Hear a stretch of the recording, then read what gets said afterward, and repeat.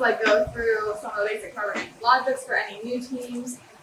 Do you have enough of the background in Java to know about loops and variables? I don't think. No. Alright, then I'll do a bit of a summary of some of the logic blocks.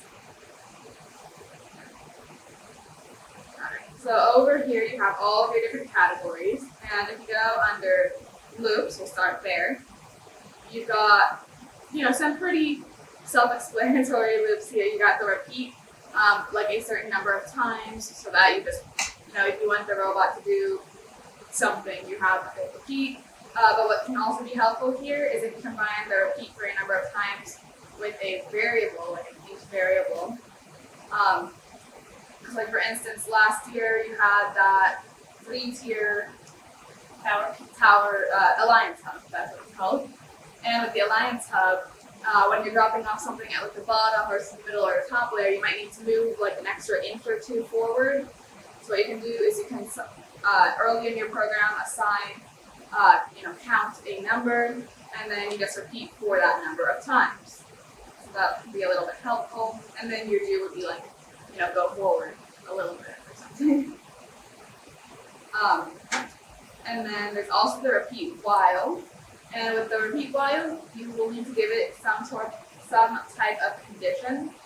So here you can see, I'll get to sensors in a little bit, but so here we set one of our motors to a certain power, and then while the distance sensor is like greater than 5 inches, like this, whatever's in this loop will continue to repeat. So your condition has to be a Boolean, which is a true or false, not like a true or false condition. So you can't say like repeat while 10 or anything like that. You only need to do repeat while either one of the logic blocks where something is greater or equal or less than something, or like a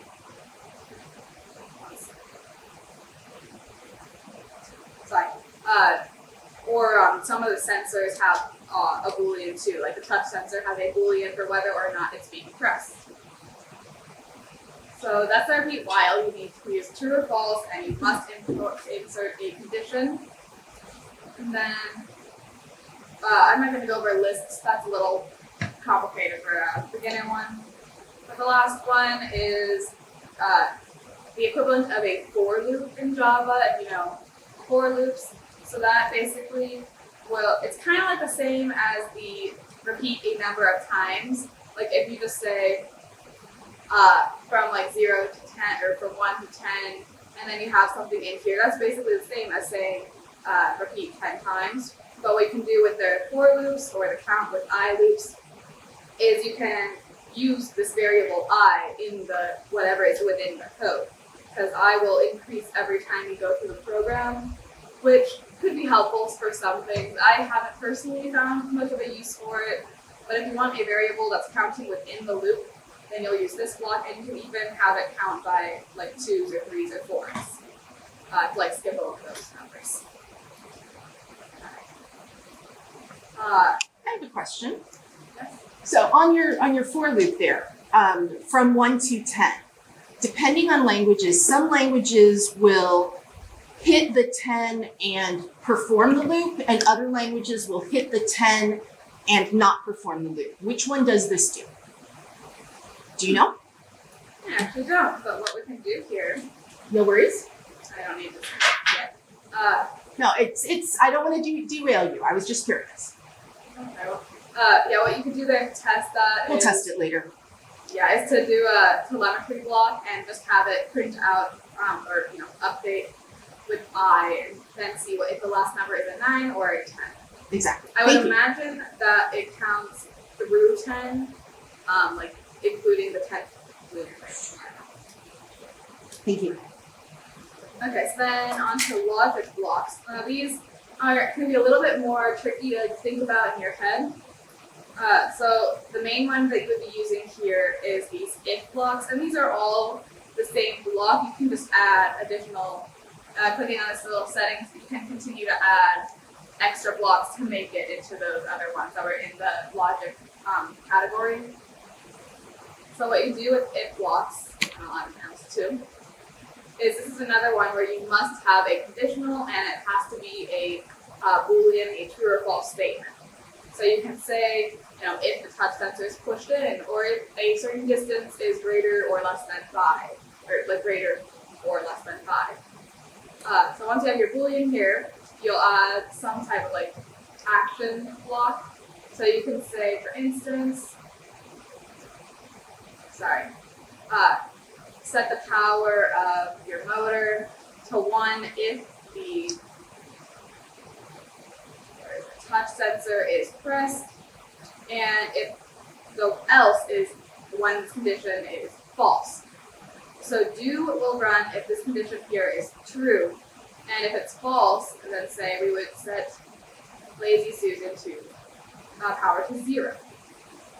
And what you can also do here is add in else if blocks in between, and this gives you an opportunity to add another third action to do if the touch sensor isn't pressed, but maybe your distance sensor is greater than 5 and you're okay with that. And if you have something in the format of if else, then it'll go through that order. So if this condition is true, then it'll do whatever's in your do blocks, and it'll skip over the rest of the code and go on to what's after the if block. So make sure you order these in the correct order if you're using if else kind of things. So. And then also under logic is all of these blocks, and this would be if you want two different conditions in order to do something. So you can also do or, and with the and, if you set something that's true and true, then this whole block will read as true. But if one of these conditions, even if one condition is false, then this block will read as false. But with or, you can have 2 different conditions, and only one of them has to be true for this Boolean to be equal to true. So. Not just reverses a Boolean, so if you put that in front of, not touch sensor is pressed, then it'll read as touch sensor is not pressed. So, and then you just have some equals, greater than, less than blocks, and you'll have 2 different numbers here, and it operates as a Boolean. Alright. Yeah, so that's and also, if you're needing numbers, you go into math, and this first one is just a blank number that you can push into anything. So you can go to math and say number equals number. All right. So that's most of what you'll need. That was my dog, yeah. For using your logic blocks. So now I'll talk a little bit about motors. Oh, this is my problem. Okay. Alright, so your motors and servos are both going to be under the actuators tab. You'll see you have servos and then the DC motors. And you'll also have this dual option that I don't really use. So under DC motors, there's a lot of blocks, and a lot of them kind of do similar things. So some of the stuff that you'll be doing during initialization is you might want to be setting some of your motors into reverse. And if you don't know, initialization is what happens in between when you push the play triangle button and then, when you click init and then that space in between pushing init and actually starting the program. So during initialization, you might want to be setting some of your motors to run in reverse, and that makes it a little bit easier when coding anything driving the robot, because as you can see, with this demo bot here, we've got motors that are going in 2 different directions. So if you have all of these motors going in one direction, like if you set all of their powers to 1, then some of the wheels will be spinning backwards compared to the other wheels. So what you can do instead is set some of the motors to run in reverse. So then when you set all of the motors' power to 1, the robot will be moving forward. So it makes it a little bit simpler when thinking about driving the robot.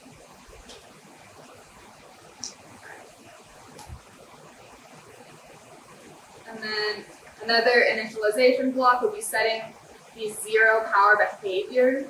And I like to set my driving wheels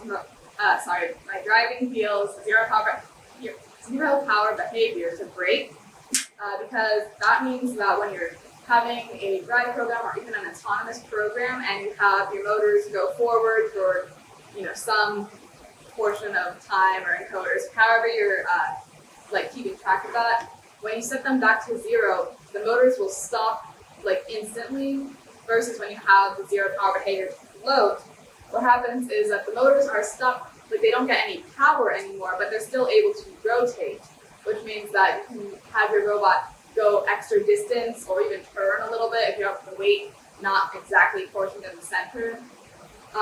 So some of the extensions, you might want to keep them as float, which is the default, but for your 2 or 4 driving motors, I would set them to brake to get better, accurate, more accurate programs and distances. And then the last thing that you would be using in initialization, most likely, would be the run mode. And I'll talk about encoders a little bit later, but basically the encoders are keep track of how many times the motor is rotating. So it's very easy to get accurate distances by having your motor rotate 200 to 1,000 clicks, which I think one full rotation is equal to about 1,500 clicks on most motors. So if you have it rotate 1,500 clicks, you will get that same distance traveled every time, which makes it a lot more accurate than using, say, sleep, which is what I used my first year. I had the motors turn on, I had the robot just wait some length of time and then stop. But that can really change depending on how much weight is on your robot, how charged the battery is, some random 14th variable that for some reason affects the amount of speed that the motor has. So yes, I would strongly recommend using encoders. And when you're using encoders, you have these 4 different, there's run path for encoders, and then you have these other 3 different blocks. So I'll demonstrate encoders a little bit. So I'll use my Lazy Susan because that's the most visible. So during initialization, I'm going to tell it to run using encoders. And then under my actual program, I'm going to have it stop and reset encoders. So what happens with encoders is that if you have it move, say, 1,500 clicks, the encoders are still at 1,500 clicks. So then the next time you want to use the encoders, either you need to go up to 3,000 clicks, which gets a little bit tricky with all the math involved, especially since the encoders, while they're much more accurate than using other methods, they are not going to stop at exactly 1,500 clicks. They might stop at 1,490. So what you can do instead is after every time you use an encoder, stop and reset it, and that'll put your encoder back to 0. So then the next time you can just use 1,500 again. Alright, so using encoders is a little tricky. There's I think 6 or 7 different blocks that you'll need to use just to move it once. So you have the running using encoders, resetting encoders, and then under DC motor you'll find, not that one, set target position. And this is where you set how many clicks you want it to move. So I'll use 1,000. And then you need to set a power that you want the motor to be moving at.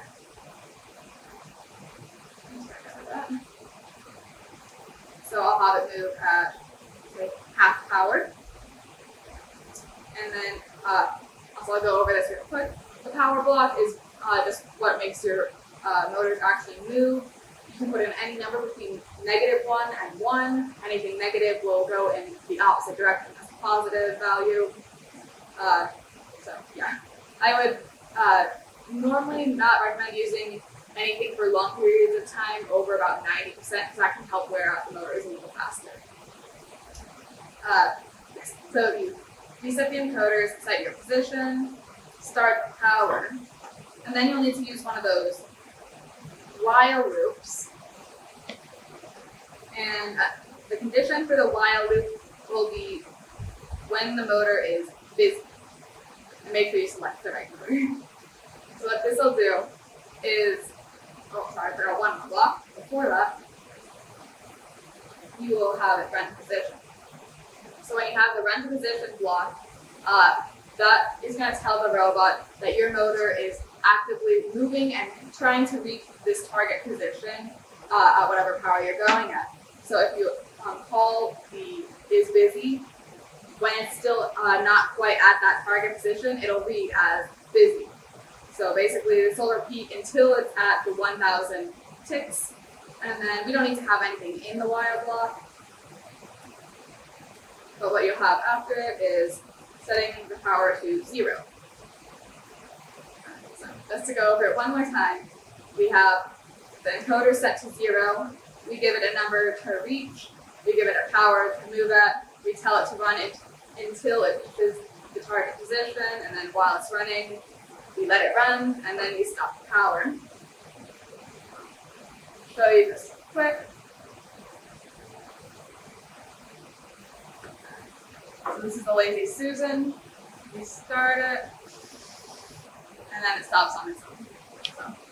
So, it's very nice when trying to get a consistent, autonomous program that doesn't do something different every single time you run it. Are there any questions so far about motors and encoders? Yes? Could you talk about the pull-down menus for motor names and where those names come from? Yeah. Okay. So under every motor block in actuaries, you know what I mean. You see that they're all talking about my front right wheel motor, and that's because here you can select, and it'll give you a full drop down of all of the motor names that you saved in your configuration. And there's a wiring workshop during the next block. If you don't know what configuration means, but after you wire your robot on your driver station app, you need to configure it and assign names to every motor that you have plugged in. With blocks, it makes it very easy for you. Once it sees a name in the configuration, it'll put it in this drop-down box.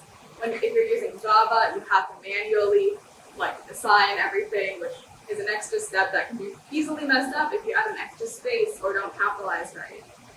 But blocks, it makes it very easy, and everything that you configure will appear in either a drop-down box or under a category. Any other questions so far? Alright. So then the next, we can just keep these open. Alright, so we went so that encoders are going to be mainly used during your autonomous period, or if you have an extension that you want it to have certain positions that it can automatically go to. Like last year, my robot had a drawer slide that would raise and lower for the Alliance Hub, and we had four different preset levels for the drawer slides, so that the height would be perfect for collecting blocks and placing it at the first, second, and third level of the hub. And we used encoders for that, so that it would always go to those same heights using the different ticks of the driving motor.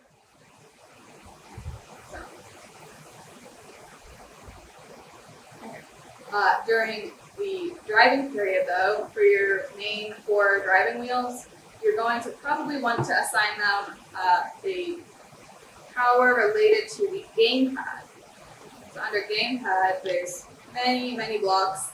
I don't normally actually search for the one I'm looking for because the gamepads are kind of divided into 2 different categories. On the gamepad, you have all the different keys and joysticks and everything that have a number assigned to them. So that's your joysticks, your triggers. I think it's just the joysticks and the triggers, where if you only move it a tiny bit, then the number that's returned will be 0.1 or something small. But if you push it all the way up or all the way in, then it'll return as 1. So those are what you'll probably be using for driving. So what you can do is just find something that has a like variable way that it can be pushed in. And here you can click the drop down list and it gives you all of the it gives you all of the joysticks and the triggers. So show you. So when you're using joysticks and triggers, what that means is that you can I forgot to put that in there with me. During your during the telemetry, during the tele-app, you'll need all of your drive code in a repeat loop, and the condition for that will be while op mode is active.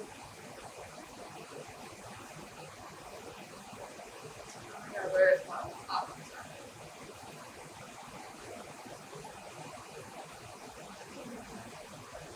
There it is. Yeah.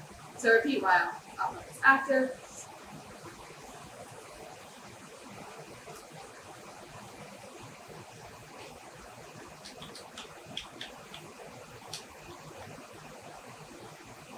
Okay, I don't know if that's not working anymore. There we go. Yeah. So what you can see here is since I'm using the joystick, I can have it move at a slower or faster speed. Which when you're driving, you're definitely gonna want to be able to move at different speeds. Like if you're like lining up and you want to be perfectly aligned to drop off something, you'll be wanting to move much slower than if you're traveling across the entire field. And then the other type of gamepad button is something that's either like pushed in or it's not. So that's the A, B, X, Y, the D-pads, the bumpers, pretty much everything else. And these are great for saying like flaws, like if you push one button, your clock can open, push it again, it will close. And what you would use here is one of your logic blocks. And you would just have, if like gamepad A is selected, I don't have a claw or gripper or anything, but if something is pushed, then set a servo position to X.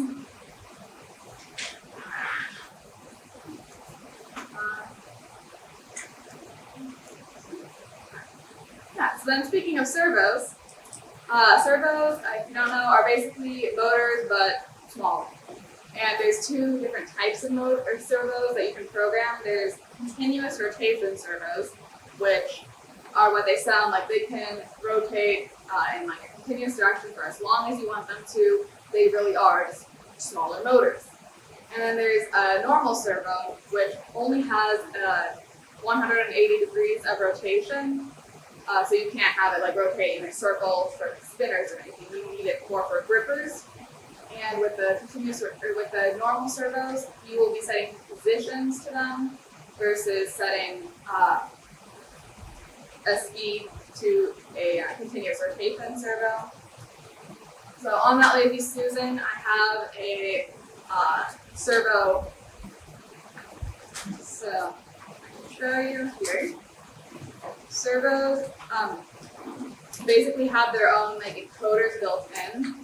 So instead of setting it a power, you set it a position, and this is on a scale of 0 to 1. So if I set this position to 0.22, you can see it was already at 0.22. So I know it's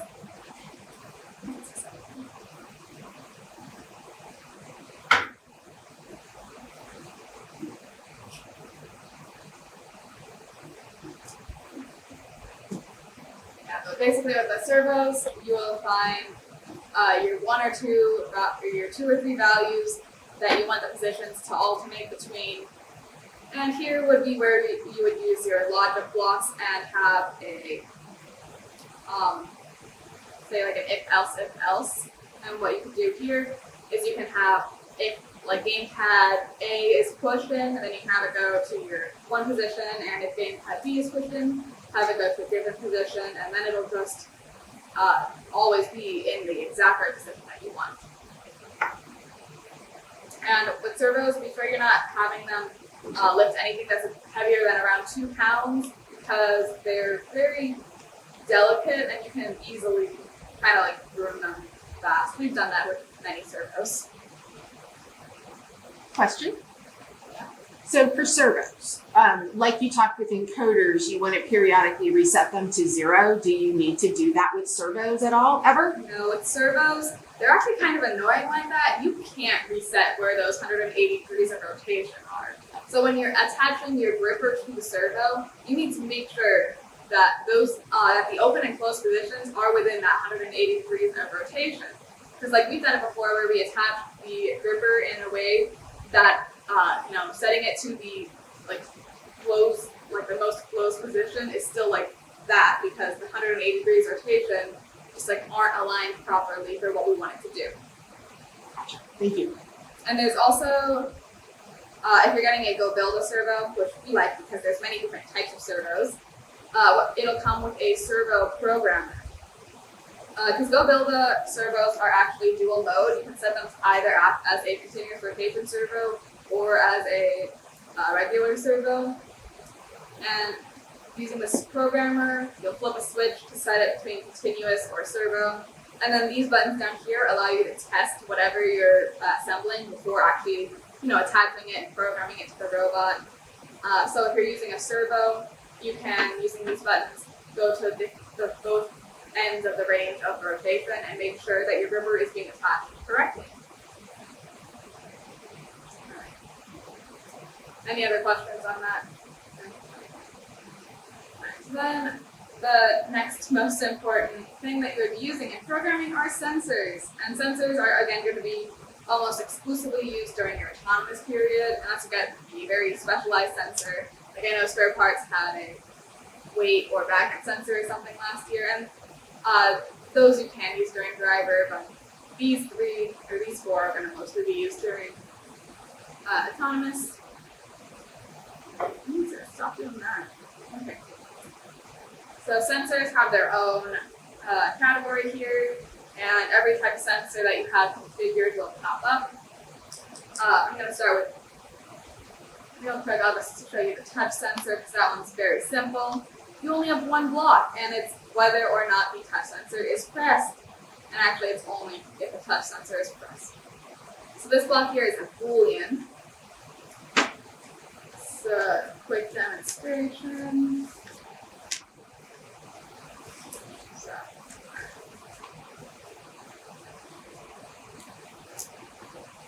So what I'm doing here is I'm going to have our motor move until the touch sensor is pressed.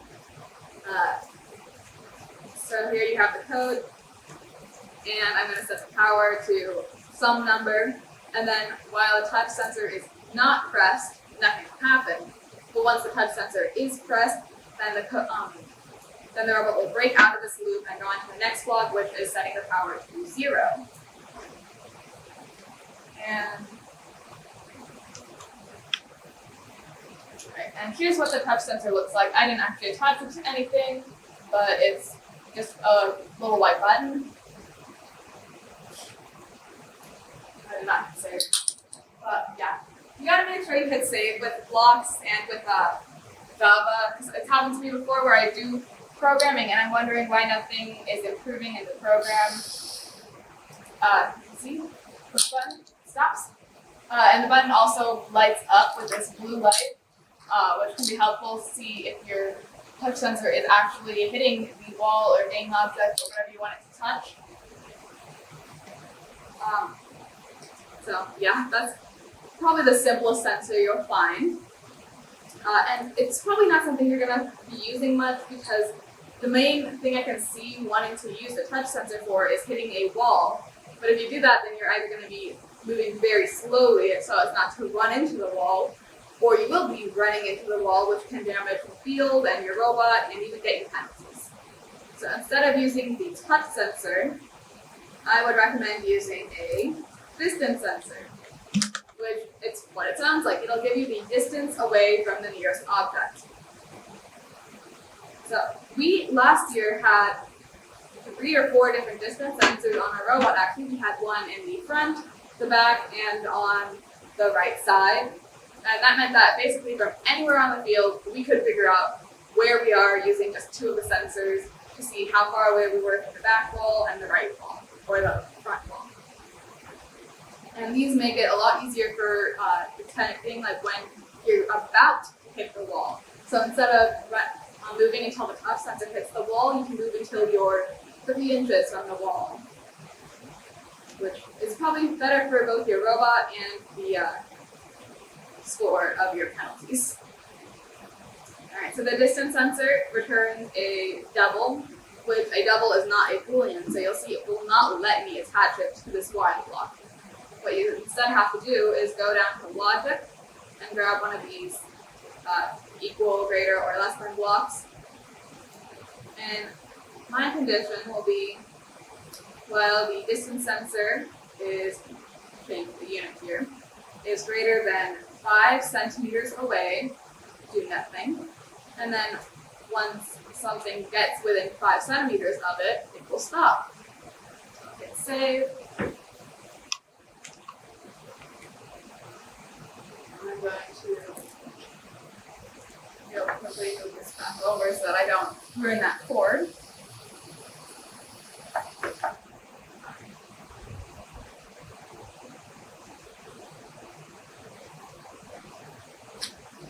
Here's my color sensor. It has a little light on when it's connected properly to the robot. You run it. Gracie's color sensor again. Wrong sensor.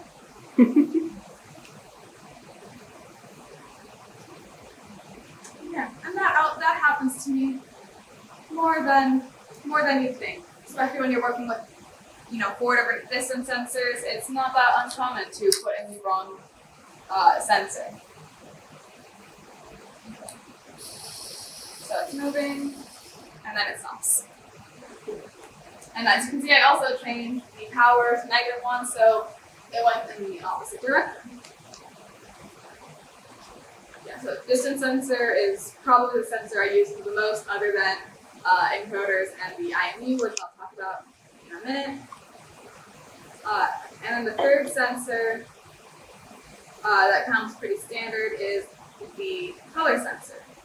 I think the one I've mainly used in the past is the Red V3 sensor, which technically counts as both a color and a distance sensor, but I found that the distance sensor part of it just doesn't work very well, so I only use it as a color sensor. And there's definitely a bunch more going on with your color sensor. It detects blue, green, and red. And then all of these other blocks have to do with more complicated things. So basically the color sensor can detect the amount of light going through and what color that's in. And personally, I find that you can pretty much do everything you want the color sensor to do by just using the blue, the green, and the yellow, and the ARGB, which is kind of a mix of everything. And the way that you would normally use this color sensor is you would have, this returns a double, you can know. And what I normally do when working with a color sensor is I go down and I grab a telemetry block.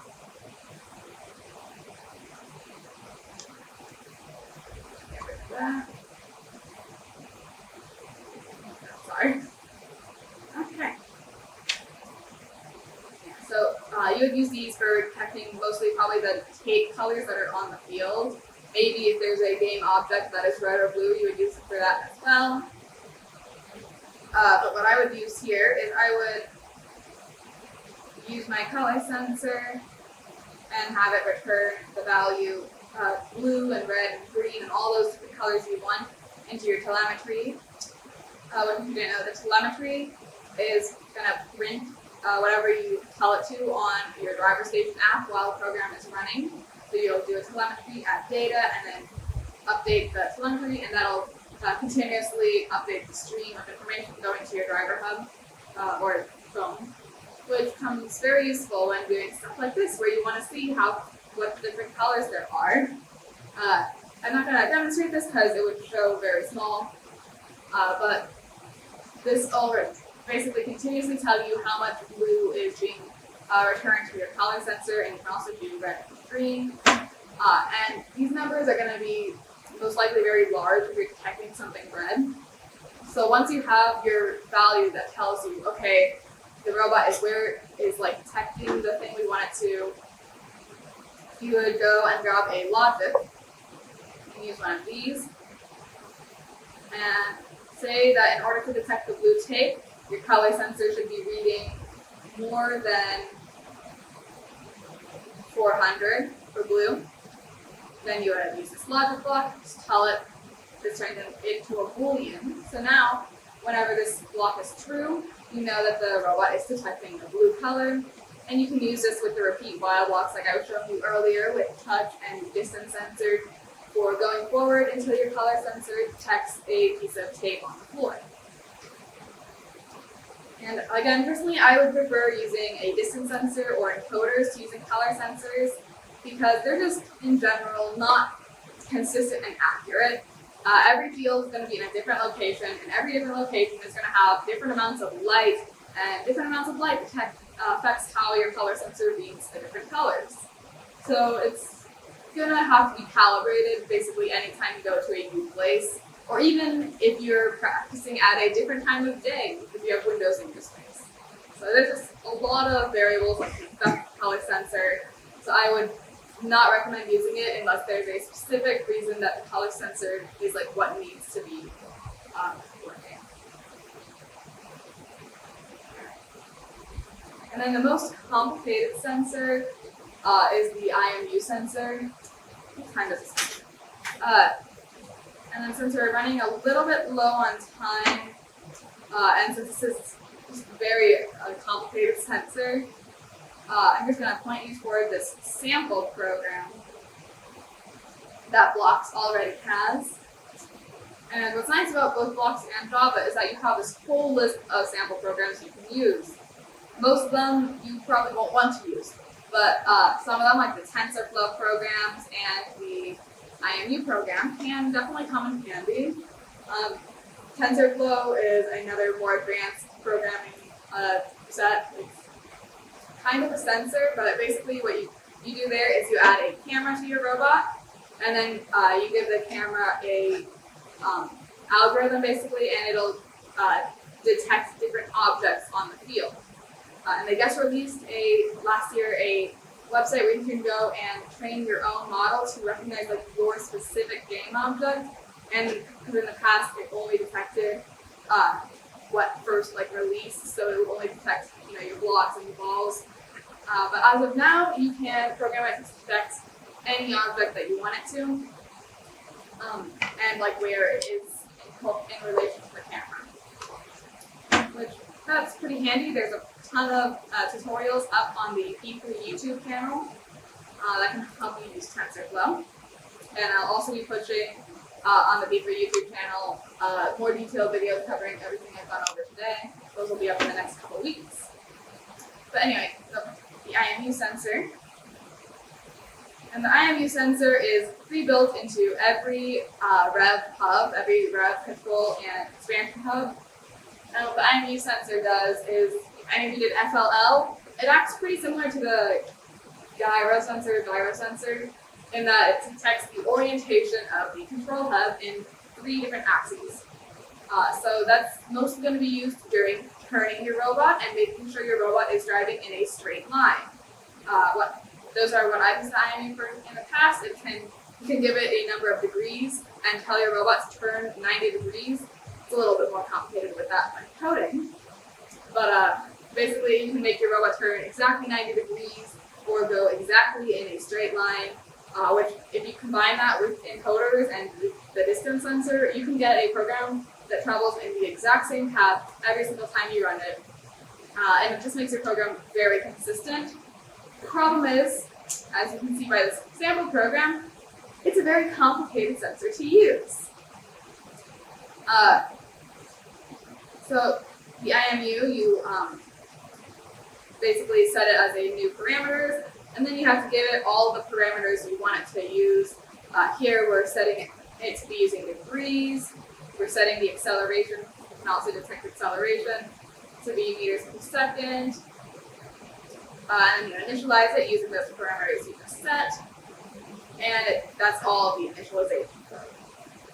And then when you're actually running it, what you can do here is this created a variable angles for us, and there's other variables also created there. So under variables, you can see all of these different ones used in the program, and it created a list of the IMU angles that it's reading right now.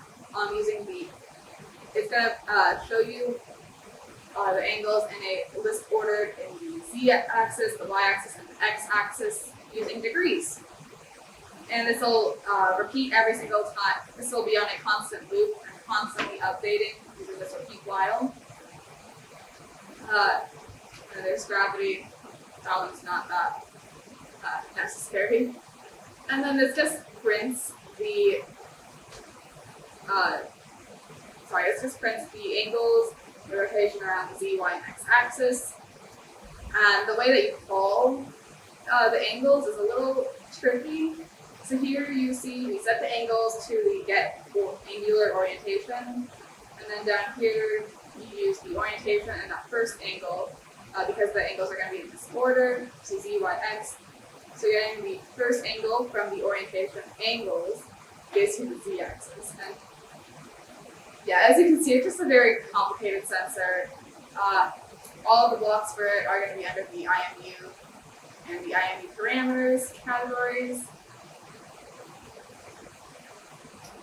The rest of the sample program displays the acceleration and the other angles. So yeah, using the sample program, you can basically copy code into your program, like copying the initialization code, and then kind of manipulate it until you get it to be moving until your orientation first angle is 90 degrees or greater. And I will be, again, releasing a video going more in depth in here, just to give you an overview of the sample program since, it took me many hours of working with this IMU sensor to be able to feel confident working with it.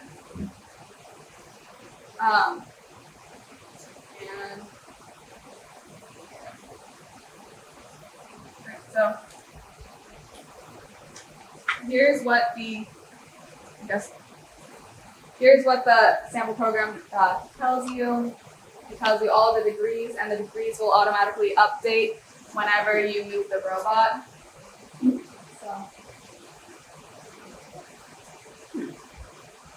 So yeah, the IMU can give you a lot of information, but unless you can understand and use that information, it's not as complex as it makes. Alright, so we have about 5 minutes left. Are there any questions?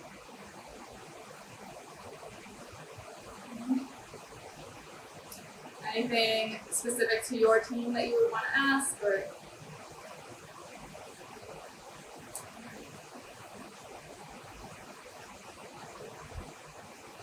oh, and one more thing about blocks, that if you're kind of trying to decide between going with blocks or on-bot Java, or if you want to learn on-bot Java but think that it's too complicated, something kind of nice about blocks is that it automatically translates everything that you do into Java using this.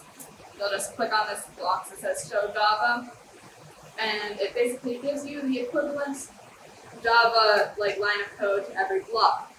So you can see here is the IMU parameters equals new parameters that we see right here.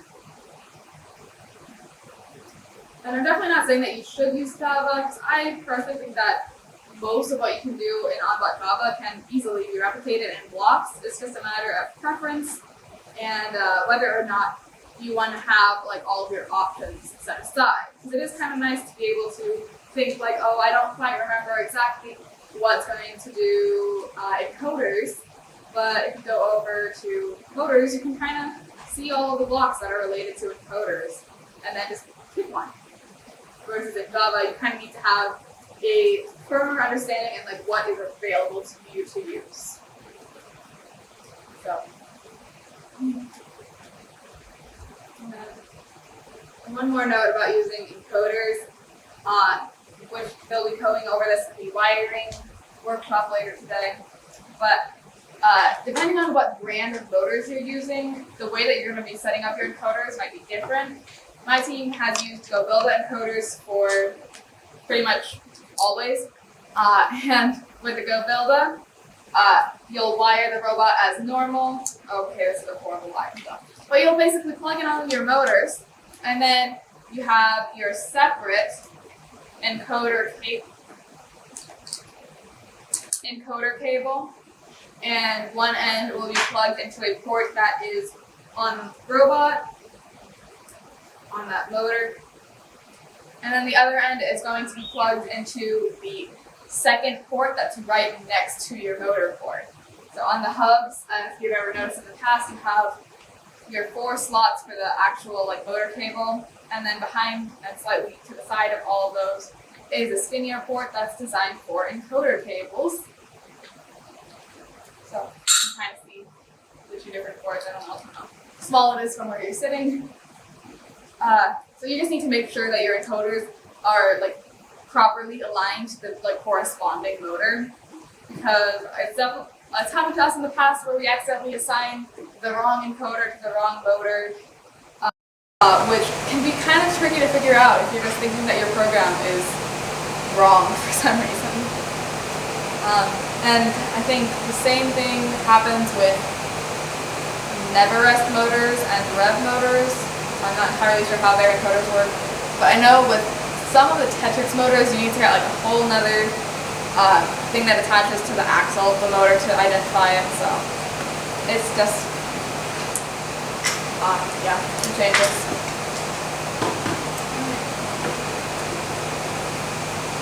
Okay. There's no more questions? All right. Well, we're almost at 9:05. If you don't have your sheet, the next workshops from 9:15 to 10:05 are wiring and driver station, intro to Java programming, 3D printing, and tips for teams. So, and then we'll meet back in here for trivia and the game reveal.